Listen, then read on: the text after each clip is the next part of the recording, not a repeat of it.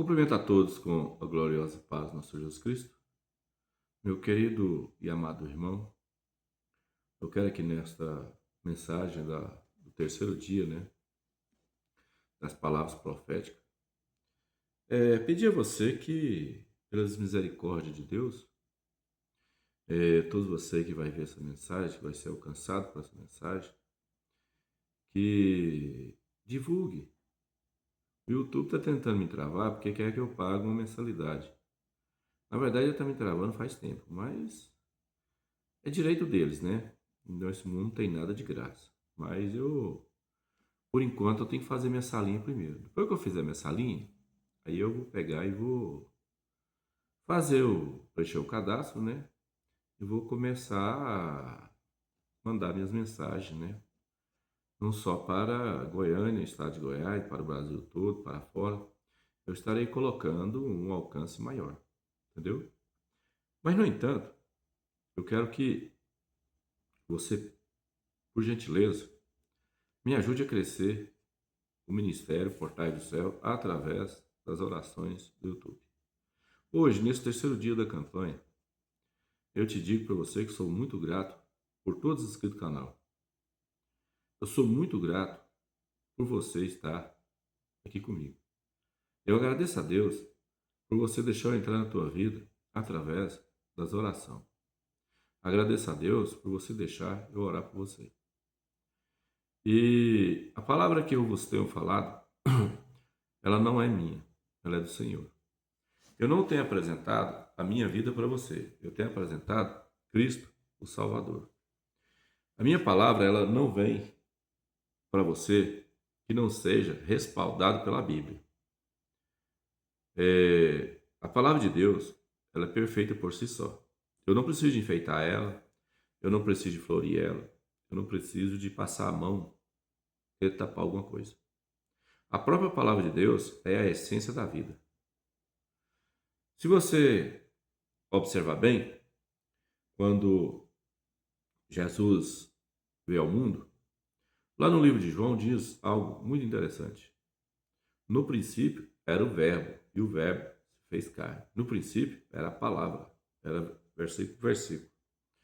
Hoje é Jesus Cristo. Quando Jesus vai no capítulo 14 de João, ali ele nos deixa uma mensagem. O interessante é que ele deixa para nós uma mensagem dizendo que ele ia preparar lugar para mim e para você, mas que ele ia voltar, que ele vai voltar. Falando por causa da época, né? 2026 anos atrás. Jesus disse que ia voltar. E aí, irmãos, o que acontece?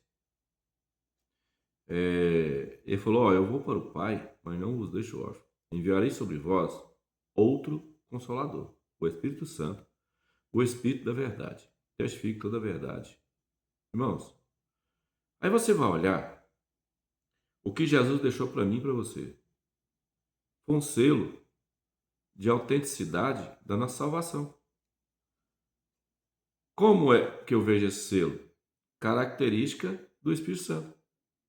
Qual é a primeira característica do Espírito Santo de Deus? Lá em Gálatas 5, 21. Mas o fruto do Espírito é amor. Se eu estou em Cristo, uma das características minha teria que ser amor.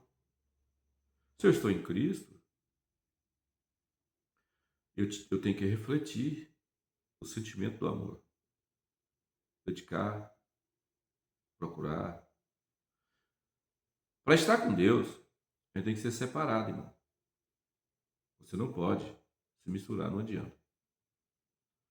Eu já compreendi que os profetas só viviam nas cavernas, escondidos do povo que Deus tanto usou. Elias vivia de caverna em caverna. Eliseu vivia de monte em monte. Todos os profetas que eram usados por Deus e seguiu sua fé, Deus separou. Agora, monarca, ou dirigente, ou patriarca, esse não poderia ser separado. Esse teria que ser preparado por Deus no deserto para voltar e governar. Moisés sai para o deserto, depois volta para governar sobre as tribos de Israel. Depois de Moisés, vê os filhos, os netos, os bisnetos, e sucessivamente todos passaram pelo mesmo processo de libertação. Davi pastoreava a ovelha, Jacó pastoreava a ovelha. Então, irmãos, eu quero que você preste muita atenção que para ser uma pessoa que saiba profetizar, tem que saber seu lugar. O seu lugar neste mundo, que está com Deus, é se separar do mundo. Você está no mundo, mas separado do mundo. Só que ninguém quer se separar do mundo. Todo mundo quer ficar grudado nesse mundo que jaz na mão do maligno. As pessoas preferem ter uma linguagem maldosa, perversa, do que ter amor. Por que as pessoas só vivem triste, angustiada, depressiva? Porque o contrário da paz, o contrário, né, do amor, o contrário da felicidade, da misericórdia, da bondade, da retidão, do domínio próprio. Tudo que é o contrário disso aí não faz parte do Espírito Santo. Faz parte do lado esquerdo do mundo. E a função da esquerda, Satanás e seus demônios, é bagunçar a direita. É desgovernar a direita. A função da esquerda é desgovernar a direita.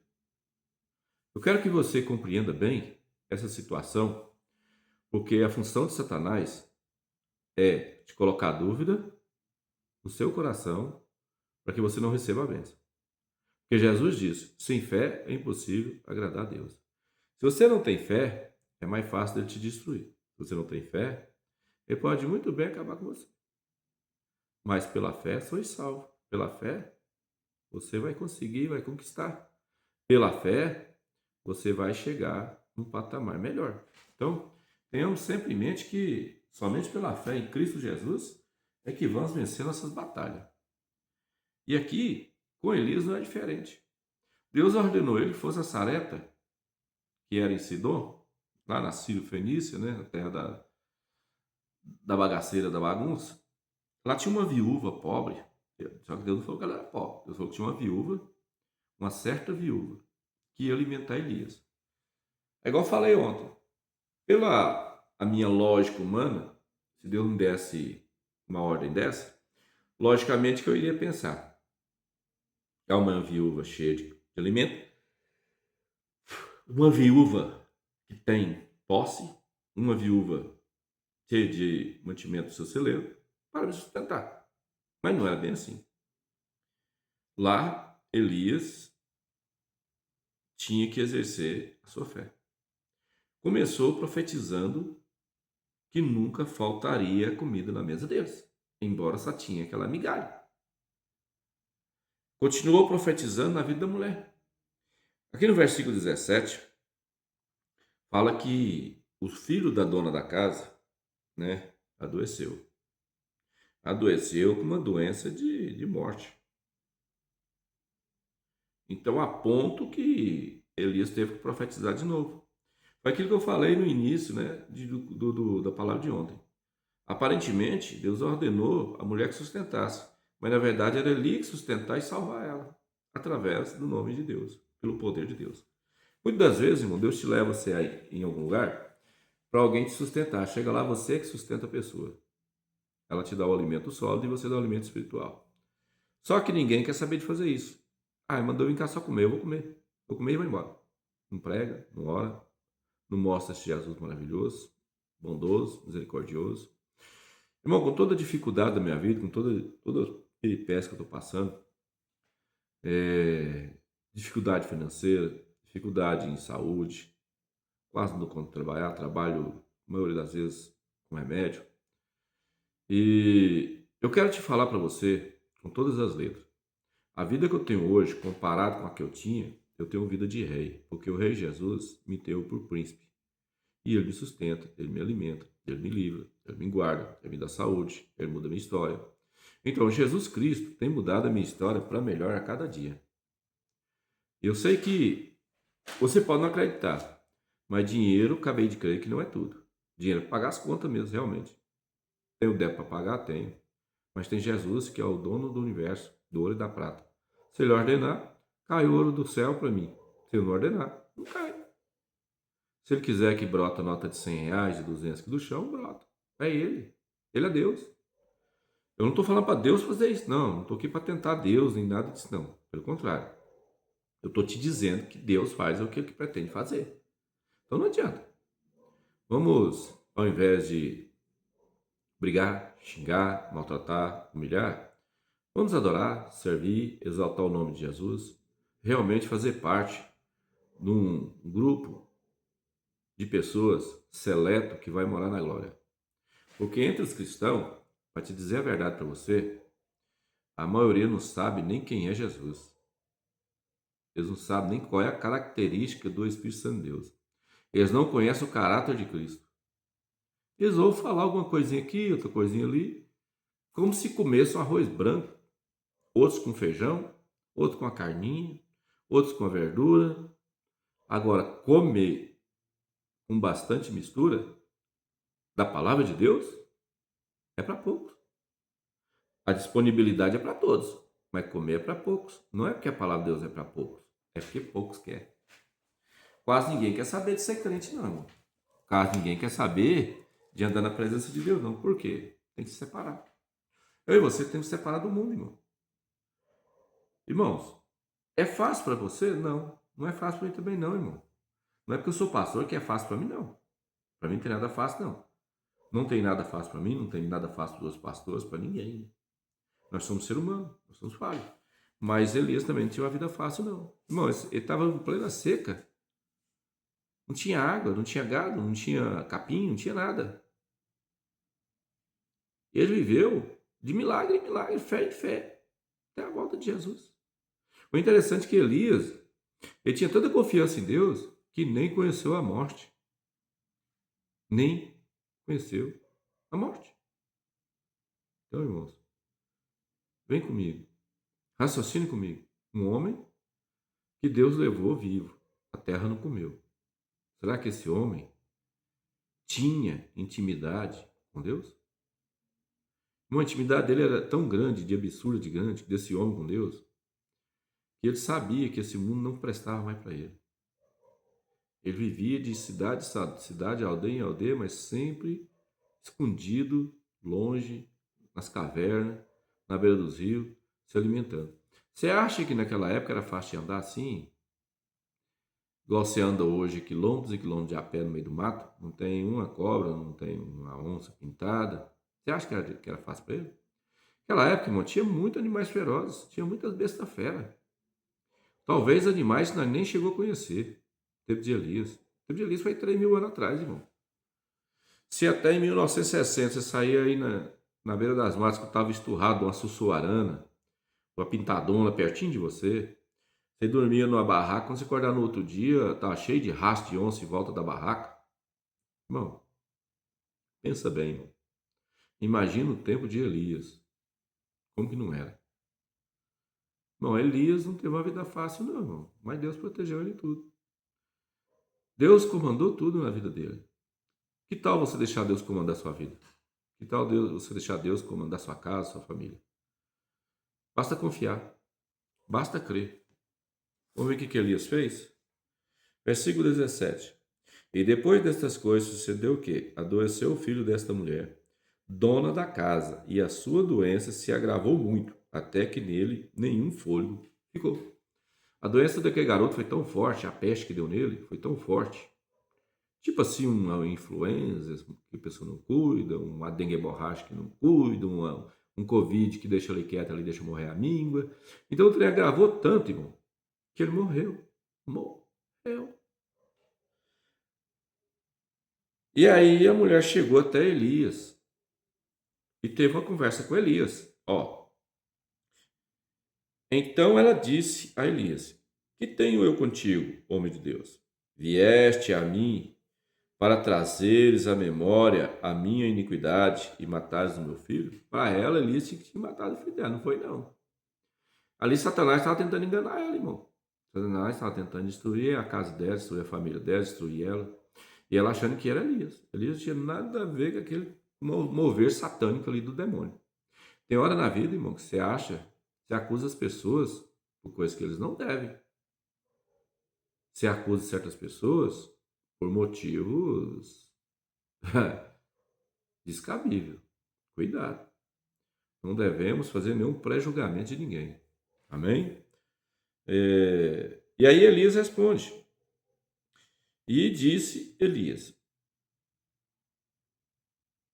dá-me o teu filho.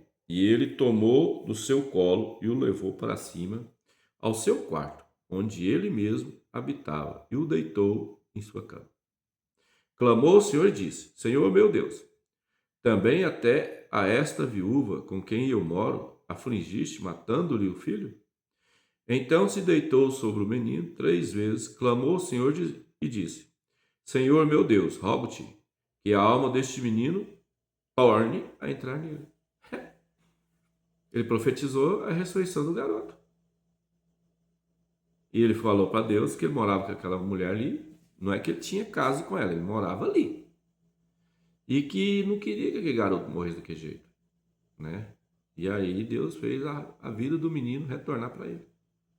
Quantas vezes que Deus quer fazer, irmão, na sua vida também é a mesma coisa. Quantas vezes que Deus quer te dar, né? Ressuscitar sua família dos mortos-vivos, para dar a glória eterna da salvação, a glória eterna da graça e da virtude do Espírito Santo para cada um. Mas eu e você não damos tempo para Jesus, nós não abrimos brecha, nós não queremos saber de Jesus. Mas Jesus quer saber de nós.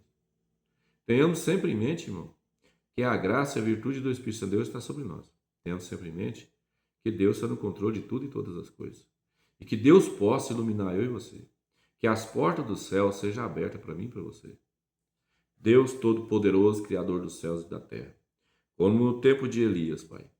Assim como ele abriu a boca, profetizou que não chovesse. Não choveu. Assim como ele abriu a boca e falou que não faltaria o pão na mesa deles, também não faltou.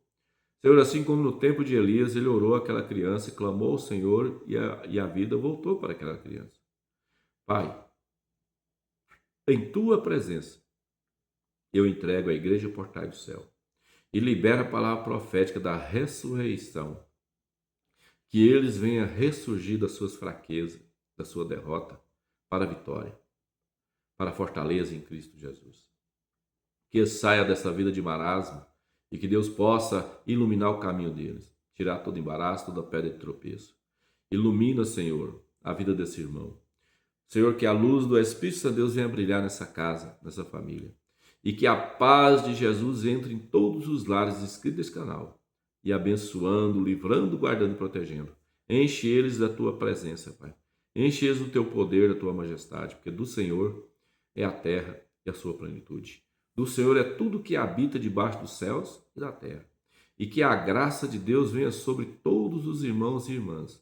E que nesta madrugada, terceiro dia da campanha da palavra profética, seja a profecia lançada na tua presença. Que haja paz, que haja luz, que haja prosperidade, que haja porta aberta, que haja cura na alma e que haja cura também no corpo físico. Nesta madrugada, de sábado a domingo, eu profetizo na tua vida a unção da porta aberta. Em nome do Pai, do Filho e do Espírito Santo de Deus. A paz do Senhor, a paz do Senhor e a paz do Senhor Jesus Cristo. Amém?